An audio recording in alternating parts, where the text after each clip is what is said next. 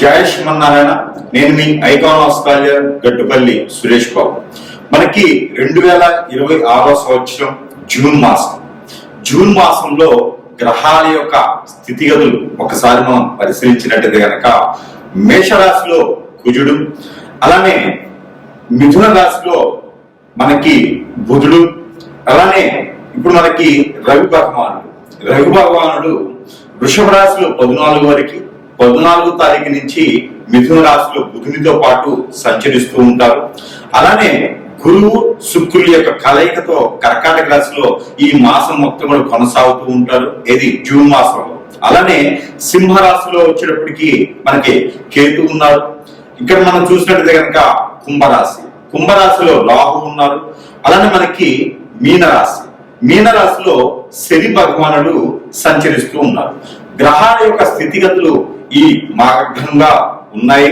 ఈ యొక్క స్థితిగతులు మనం పరిశీలన చేసిన తర్వాత మరి ద్వాదశ రాశుల వారికి ఈ జూన్ మాసంలో ఎలా ఉండబోతుంది, ఏ రాశుల వారికి ఎలా ఉంటుంది, అలానే మేషరాశి నుంచి మీనరాశి వారికి నడిచేటువంటి గ్రహ సంచార ప్రకారంగాను, అలానే వారి యొక్క దశ అంతర్దశల యొక్క ప్రకారంగాను, గోచారంలో వారి యొక్క చంద్రుడి వద్ద ఏ గ్రహం ఉన్నది, చంద్రుడితో పాటు అనుకూలంగా ఏ గ్రహం ఉన్నది, ఈ ఒక్కసారి పరిశీలన చేసుకోవాలి.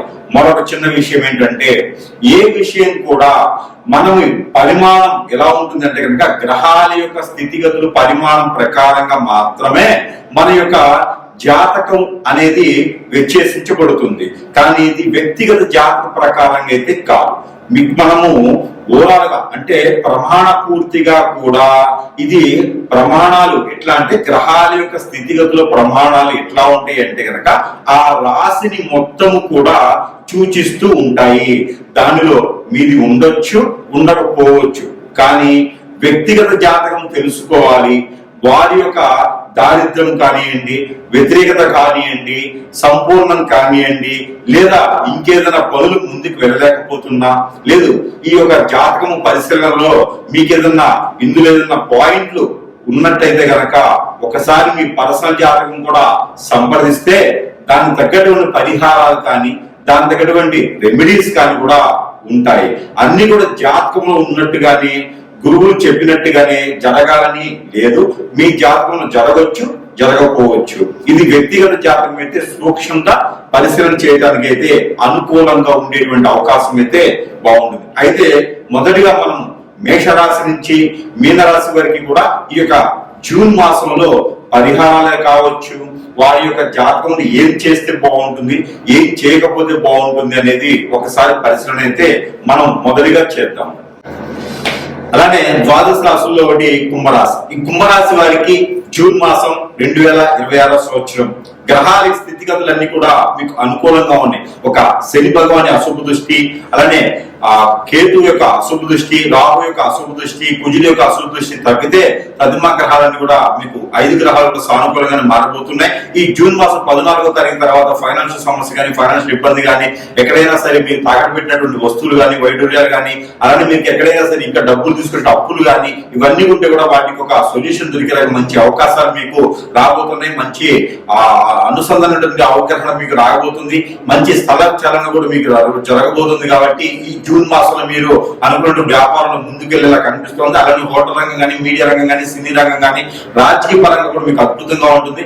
అలానే మీకు డాక్టర్ కానీ, అలానే మీకు మంచి మెడికల్ షాప్ రంగంలో కానీ, ప్రకృతి వైద్యాల్లో హోమియోపతి కానీ, అల్లోపతి కానీ, ఎల్లోపతి కానీ, ఆయుర్వేదిక్ కానీ అన్నింటిలో కూడా మీకు మంచి గుర్తింపు లభించేలా కనిపిస్తుంది. కాబట్టి ఆ విధంగా మీరు ముందుకు వెళ్ళొచ్చు. అలానే విదేశీయానం ప్రయత్నం చేసేవారు ఎవరైనా ఉంటే కనుక ఆగస్టు 15 తర్వాత మీరు ఏదైనా ప్రయత్నం చేయొచ్చు. కోర్టు వ్యవహారాలను, కోర్టు విషయాలు కానీ, ఫైనాన్షియల్ సమస్య, కోర్టు వ్యవహారాలను, భార్యాభర్తల మధ్య దూరంగానే ఉంటే కనుక అవన్నీ కూడా సమస్యలు సానుకూల పడేటువంటి వాతావరణం ఈ 15వ తారీఖు తర్వాత అంటే జూన్ 15వ తారీఖు తర్వాత ప్రయత్నం చేసినట్టు కనుక మీరు అందరూ కూడా కలిసి మాట్లాడినట్టయితే కనుక మధ్యవర్తులు కానీ మధ్య వ్యక్తిత్తులు కానీ మధ్యలో ఉండేటువంటి వేరైతే బ్రోకర్స్ కానీ ఏజెంట్లు కానీ ద్వారా మీరు వెళ్ళారు అంటే కనుక ఆ సమస్య నుంచి మీరు ఇంకా వైదొలగలేదు అని అర్థం. మీకు మీరే కనుక వెళ్ళేసి ఆ సమస్య పరిష్కార మార్గంగా మీరు ఏదైనా ప్రయత్నం చేస్తే ఆ సమస్యలన్నీ సానుకూల పడే వాతావరణం కనిపిస్తూ ఉంది. అలానే మీకు అన్నదమ్ములకు వచ్చిన గొడవ కానీ ఆస్తి తగాదాలు కానీ స్థలాలు ఇళ్ళు గొడవలు కానీ ఉంటే కనుక అవి కూడా సమస్యలా ఉంది. ఈ యొక్క జూన్ 15 నుంచి 18 తారీఖులో కనుక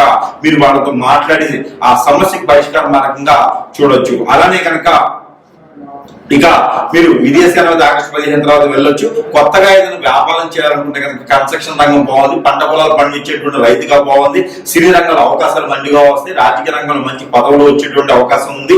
ఇంకేదైనా కొత్తగా రంగంలో మొదలు పెట్టాలంటే కనుక మీరు ఏ రంగంలో అయినా సరే అడుగు పెట్టొచ్చు. హోటల్స్ వారి రంగంలో ఇంకా చాలా అద్భుతంగా ఉంటుంది కాబట్టి ఆ రకంగా ప్రయత్నం అయితే చేయండి.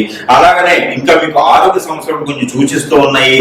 మీకు ఎలాంటి ఆరోగ్యం అంటే స్టమక్ రిలేటెడ్ సమస్యలు, కాళ్ళు చేతులు గుంజులో లాంటివి, నీరసం లాంటివి రావడం కానీ, అలానే ఇంకా ఏదన్నా ఉండంగా మీకు ఏదంటే గండం కూడా కనిపిస్తా ఉంది. ఆ గండం ఏంటంటే కనుక ఎప్పుడైనా ప్రయాణం చేసేటప్పుడు కొంచెం ఆచి చూసి ప్రయాణం చేస్తూ ఉండండి. పెద్దగా గండం లేపినప్పటికీ ఆరోగ్య సమస్య మీకు బాధిస్తుంది కాబట్టి మీరు ఏదైనా వంటలో ప్రికాషన్స్ అయితే ఖచ్చితంగా పాటించండి.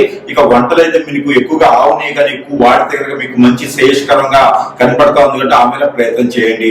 ఆవు నెయ్యి, ఇంగువ, జీలకర్ర ఇలాంటివి ఎక్కువగా వాడుకుంటూ ఉండాలి. అప్పుడే మీకు ఆరోగ్యం కూడా కొంచెం శోధిస్తూకుండా మీకు ఏదైతే మీకు ఇబ్బంది లేకుండా ఉంటుందో ఆ రకంగా మీరు ముందుకు వెళ్ళాలి. ఇక నరదిశి, నరకోశ, శత్రుపీడ కూడా మీకు కనిపిస్తా ఉన్నాయి కాబట్టి ఆ రకమైనటువంటి విధానం మీకు రాకుండా ఉండాలంటే కనుక మనం చివరిలో చెప్పిన పరిహారం కూడా మీరు ఖచ్చితంగా పాటిస్తుండాలి. మీకు కాకుండా చివరిగా మీకు ఏంటంటే కనుక మీకు సపరేట్ గా పరిహారం, ప్రత్యేకంగా పరిహారం ఏమిటంటే పట్టిక ఒక 50 గ్రాములు తీసుకోండి, తెల్ల ఆవాలు ఒక 20 గ్రాములు తీసుకోండి, కర్పూరం బిళ్ళలు ఒక 6 తీసుకోండి, 6 నుంచి 7 బిళ్ళలు తీసుకొని మీకు మీరే గురువారం లేదా బుధవారం రోజున ఒక్కసారి మాత్రం చేయాలి. మాసం మొత్తంలో మీ చుట్టూ తల చుట్టూ 7 టైమ్స్, తల దగ్గర కాలు 7 టైమ్స్ దిగదార్చుకొని అవన్నీ కూడా కాల్చి వేసుకుంటే కనుక మీకు అద్భుతంగా నరదిష్టి, నరభాష అలానే పితృదోషాలు కూడా మీకు తొలగేలా కనిపిస్తున్నాయి కాబట్టి ఆ రకంగా ప్రయత్నం చేయండి. అలానే రాహు సంబంధించిన దోషం కూడా మీకు తొలగిపోతుంది, శని భగవాన్ అశుద్ధ దృష్టి కూడా మీకు తొలగిపోతుంది. అలానే ఆంజనేయ స్వామి ఆలయంలో కనుక మీకు సింధూరం అలానే నువ్వులను దానం ఇవ్వండి, మీకు అన్ని రకాల మంచి జరుగుతూ ఉంది. ఫైనాన్స్ సంబంధించినటువంటి విషయాల్లో మీకు స్ట్రెస్ అనేది ఏదైతే ఉందో ఆ స్ట్రెస్ కూడా మీకు పోతా ఉంది. ఇక చిన్న పరిహారం కూడా చేసుకోండి. వీటితో పాటు మీ మీద ఎవరైనా సరే ఇప్పుడు బ్లాక్ మ్యాజిక్, వసీకరణ, భాగముఖి, భానుమతి, యక్షి లాంటి విద్యలను చేసి మిమ్మల్ని అష్టదిబ్బందులు పాలు చేసి ఎవరైనా ఉంటే కనుక అవన్నీ కూడా మీకు పాటించుకుంటూ అవన్నీ కూడా మీకు అష్టదిబ్బందులు వేసి మీరు అనుకున్న పనులు ముందుకెళ్ళకుండా ఉంటే కనుక అవన్నీ కూడా మీకు వైదొలగాలి అంటే కనుక చిన్న చిన్న పరిహారాల ద్వారా అవ్వదు. ఎక్కడైనా సమీపంలో గురువు గారు ఉంటే ఆ గురువు గారిని సంప్రదిస్తే కనుక మీకున్న సమస్యకి పరిష్కార మార్గం చూపించే విధంగా ఉంటుంది కాబట్టి ఆ విధంగా ప్రయత్నం చేసి జూన్ మాసంలో ముందుకు వెళ్తే కనుక మీరు వేసే ప్రతి అడుగు కూడా అది స్థిరస్థాయిగా ఉండబోతుంది కాబట్టి చిన్న చిన్న పరిహారాలతో అదృష్టవంతులైతే అయ్యేదానికి ప్రయత్నం చేయొచ్చు. ఇకపోతే ఈ రాశి వారి గనక ఈ చిన్న పరిహారం చేసుకున్నట్టయితే గనక కొంతమేర మొత్తం పూర్తిగా దారిద్ర్యం పోయేటట్టు లేకపోయినా కొంతమేర అయితే అదృష్టం అయితే ఉంటుంది, మిశ్రమ ఫలితాలు అయితే లబ్ధి పొందుతాయి. ఇంకా కూడా మీకు ఈ ఫలితాలు సరిపోవట్లేదు అనుకుంటే గనక ఖచ్చితంగా మనము మంత్రోచ్చారణ చేసినటువంటి ఎన్నో రకాలైనటువంటి వస్తువుల్ని మనం ప్రజల వద్దకి చెంతకి చేర్చేటువంటి సదవకాశం కూడా మన దగ్గర లభ్యపడుతుంది. కాబట్టి ప్రతి ఒక్కరూ గురువు దగ్గరికి రావాలి అనేటువంటి సమయం దొరకపోవచ్చు. కానీ మీరు మొబైల్ ద్వారా కానీ ఎన్నో రకాల సదుపాయాలు ఉన్నాయి, వాటి ద్వారా మీకు సంప్రదిస్తే కనుక మీ సమస్య ఉంది, ఆ సమస్యకి తగ్గటువంటి పరిష్కార మార్గం కింద వస్తువు రూపాన మంత్రోచ్చారణ చేసిన వస్తువులు మీ చెందకి చేర్చేటువంటి దానికైతే ఉన్నది కాబట్టి ఆ మేర సంప్రదించవచ్చు. అలానే మీకు ప్రతి ఒక్కరికి కూడా దేవుని అనుగ్రహం అనేది ఖచ్చితంగా కావాలి. ఇక ఈ రాశి వారు అయితే కనుక చిన్న పరిహారం చేసుకోవచ్చు. అయితే పరిహారం కింద ఏమిటంటే కనుక దేవుని అనుగ్రహం ముందుగా చూసినట్టయితే కనుక మీరు అందరూ కూడా ఈ యొక్క మాసం జూన్ మాసంలో కనుక దత్తాత్రేయ స్వామి వారిని ఆరాధించిన, దత్తాత్రేయ స్వామి వారికి అభిషేక అర్చనలు హోమాలు చేపించిన, దత్తాత్రేయ స్వామి వారి యొక్క ఆలయం వద్దన దత్తాత్రేయ స్వామి వారికి ఆలయాలు సపరేట్ గా ఉండవు. దత్తాత్రేయ స్వామి వారి ఆలయం ఎక్కడ ఉండిద్దంటే కనుక సాయిబాబా గారి ఆలయంలోనే దత్తాత్రేయ స్వామి గారు ఉంటారు. అక్కడ ఏదైనా గురువారం సాయం సంధ్య నుంచి రేత్రి కానీ లేదా మంగళవారం రాత్రి కానీ కనుక మీకు ఇంట్లో ఏదైనా కీడు జరిగినా, ఇంట్లో ఏదైనా మీకు అపకీర్తి గాని, ఇంట్లో ఏదైనా మీకు నిద్ర పట్టకపోయినా, చిరాగ్గా ఆదాయం రాకపోతున్నా, చెట్టుగోలు కొట్టుకోలు అవుతున్నా, ఇలాంటి సమస్యలతో బాధపడేవారు ఎవరైతే ఉంటారో వారు ఈ జూన్ మాసంలో ఏదైనా మంగళవారం లేదా గురువారం రోజున ఏదో ఒక్క రోజైనా సరే అందరూ వెళ్ళేసి ఆ ఒక దత్తాత్రేయ స్వామివారు ఉండేటువంటి ఆలయంలో కనుక నిద్రించండి. అవకాశం ఉంటే కనుక ఖచ్చితంగా నిద్రించండి. ఆ రోజు నేల పడకి చేయాలి. అలానే నాన్ వెజ్ భుజించకూడదు. శాకాహారులుగా వెళ్ళి నిద్రించండి. అలానే కనుక దత్తాత్రేయ స్వామి వారికి 5 నారికేళములు సమర్పించండి.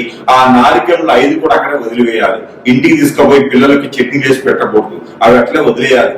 అలానే దత్తాత్రేయ స్వామి వారికి గోధుమ రొట్టెలు, ఈ గోధుమ రొట్టెల్ని మనం ఉప్పు వేయకుండా కాల్చేసి దాంట్లో బెల్లం కలిపేసి అక్కడ స్వామివారికి నైవేద్యం పెట్టి ఆ నైవేద్యాన్ని ఎంతమందికైనా సరే ప్రసాద రూపంగా సమర్పించుకుంటే కనుక ఆర్థిక సమస్యలు, ఆరోగ్య సమస్యలు, నరదిష్టి, నరకోశ, శత్రుభయం, అలానే పితృదోషాలు కూడా మీకు కొంతమేర ఉపశమనం లభ్యపడుతూ ఉంటుంది. అలానే ఈ రాశి వారికి ఎవరికైనా పెళ్లిళ్ళు అవ్వట్లేదా? పెళ్లిళ్ళై కూడా భార్యాభర్తలు దూరంగా ఉంటున్నారా? పెళ్ళై కూడా పిల్లలు పుట్టట్లేదా? వ్యాపారం వృద్ధి రావట్లేదా? ఇవన్నీ మీకు ఉన్నాయంటే కనుక మీరు కొత్తగా ఏదైనా వ్యాపారం మొదలు పెట్టాలన్నా, విదేశీ ప్రయాణం ఏదైనా చేయాలనుకుంటున్నారా? ఇవన్నీ కూడా మీరు మోసపోకుండా ముందుకు వెళ్ళేదానికి చిన్న పరిహారం చేసుకోండి. ఎక్కడైనా సరే నాగపడేలు కానీ, సుబ్రహ్మణ్య స్వామి ఆలయం కానీ, లేదా శివాలయంలో కానీ, లేదంటే మానసదేవి అమ్మవారు ఉంటే కనుక అక్కడ మీరు పంచామృత అభిషేకం కనుక చేసేయాలి. వినాయక స్వామి వారికి పొట్టు వస్త్రాలు సమర్పించండి. అలానే మీకు మరకత లింగం ఎక్కడైనా కనిపిస్తే కూడా అక్కడ మీరు అదృష్టకంగా అభిషేకం చేసుకోండి. కేసరి గణపతి ఎక్కడైనా మీకు అందుబాటులో ఉంటే కనుక అక్కడ మీరు అభిషేకం చేసిన, అర్చన చేసిన, పొట్టు వస్త్రాలు సమర్పించిన, మీకు బుధవారంలో చేసుకుంటే కనుక పెళ్లి కాని వారైతే కేసరి గణపతి, వ్యాపార వృద్ధి గాని, ఆరోగ్య సమస్యలు గాని, కోర్టు వ్యవహారాలు గాని ఉన్న వారైతే కనుక మరకతే గణపతి గాని, మరకత శివలింగం దగ్గర గాని మీరు అభిషేక అర్చనలు చేయించినట్టయితే కనుక ఖచ్చితంగా మీకు ఉన్నతమైనటువంటి విదేశానికి మీరు వెళ్ళేదానికైనా, పెళ్లిళ్ళు అవ్వడానికి ముందడుగు వేసేదానికైనా, మీకు ఇంకేదైనా గ్రహ దోషాలు కానీ, ప్రకృతి దోషాలు కానీ, పొలాలకి గట్లకి సంబంధించినటువంటి విషయాలు కానీ, ఏదైనా కోర్టు వ్యవహారాలు కానీ కూడా బయటపడేటువంటి అవకాశాలు మెండుగా ఉంటాయి. కాబట్టి ఒకరి దగ్గర నుంచి మోసపోకుండా ఉండాలంటే కనుక దక్షిణామూర్తి స్తోత్రం అనేది ప్రతిరోజు పారాయణం చేయండి. ఇలాంటి పరిహారాలు చేసుకోవడం ద్వారా మీకు అదృష్టం అనేది ఖచ్చితంగా కలిసి వచ్చేటువంటిది అయితే కనపడుతుంది.